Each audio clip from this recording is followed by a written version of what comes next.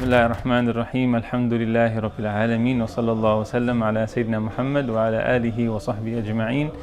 All praise is due to Allah subhanahu wa ta'ala. Salutations and peace upon our Master Sayyidina Muhammad sallallahu alayhi wa sallam.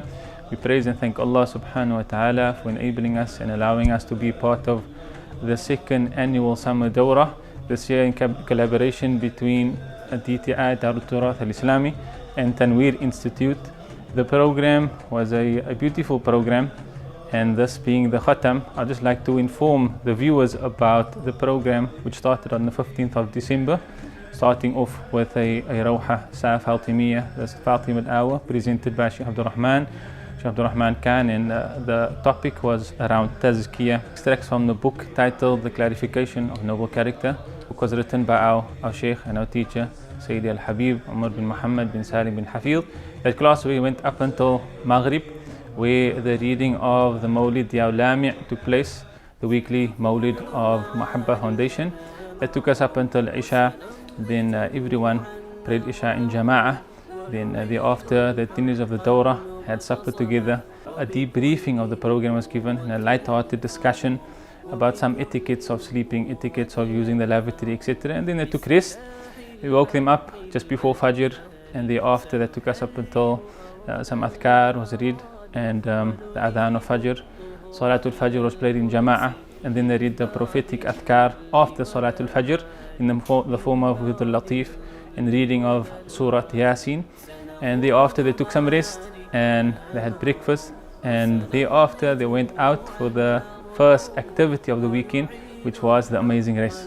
The students started off all gathered in the auditorium, and from there were split into groups of 4. After they received their first clues, they had to find a way to get to their destination using any means of transport besides Uber. After they got to their destinations, had to do certain activities, certain challenges in order to receive the next clue.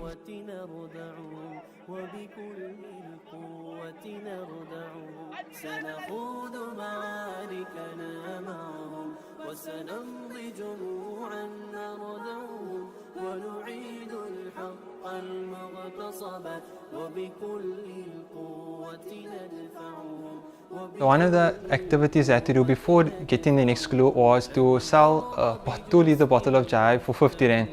After that activity, they got some more clues, which eventually led them into the Jum'ah Masjid, where we prayed 2 raka'ats of Tahiyatul Masjid, and they had to find their way back to DTI in Athlone.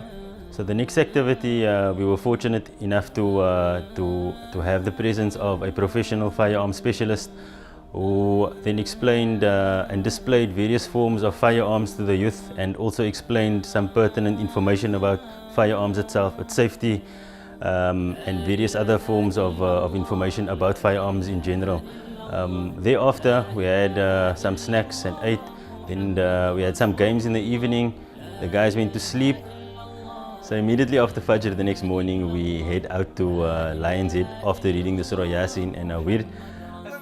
لا معبود إلا الله لا ناصرا إلا الله محمد رسول الله حي في قلوبنا لا معبود إلا الله لا ناصرا إلا الله ومحمد رسول الله حي في قلوبنا الله ndo ametukuka nasi twalitambua tena ye amesifika hilo. We got to Lions Head at about 6 a.m. Came down at 8 a.m. Then we head to the beach. We had some activities, fun games, some races. We swam and then head back to DTI.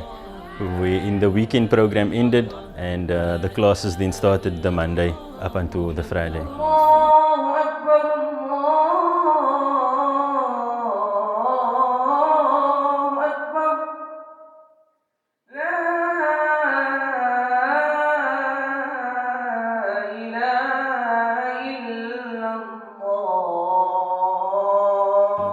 Students got a taste of what it was like to sit in classes of knowledge, whilst at the same time enjoying the company of their teachers.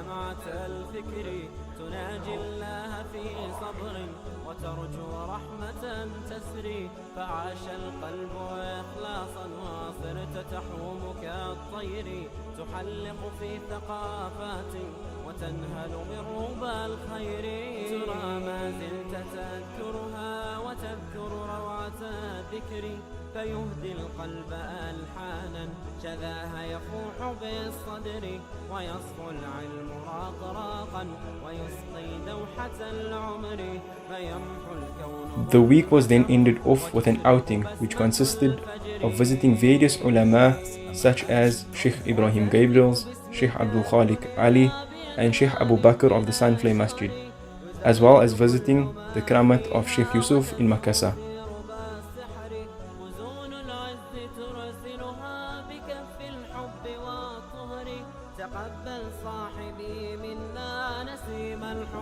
We then landed in our last destination where the attendees were able to bond for a final time in a safe environment of laughter in the pool, braai and the company of Sheikh Muhammad Philander and Maulana Marwan.